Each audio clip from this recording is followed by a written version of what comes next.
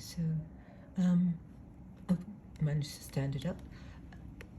What we find is that once the tulip has been picked, the leaves do become a little bit floppy, and so that actually can be quite interesting in the composition.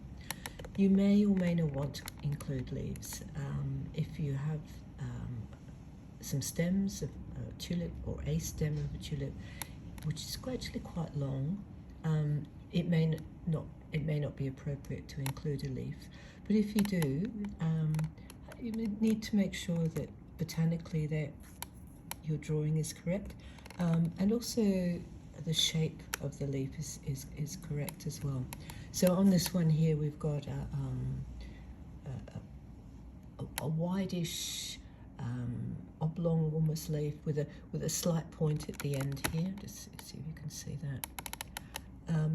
It's fairly matte, but when I'm painting a matte surface to show the form a little bit, I would lighten off on the curve, so that unlike the shiny parts of the flower, you don't want really strong highlights, but you want sort of a lightening on the curve there.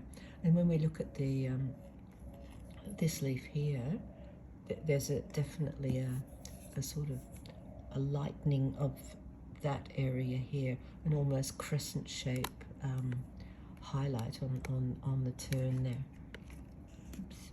So as I hold the leaf, you can see that there's a slight sheen to the surface, some striations as well. So we've got to include that as well. What we'll do next is just try and mix some colors, maybe practice a couple of leaves, and then you can make your mind up whether you want to include a leaf in your composition.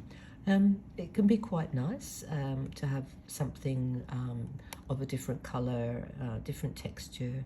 It acts as a nice contrast or foil to the flower itself.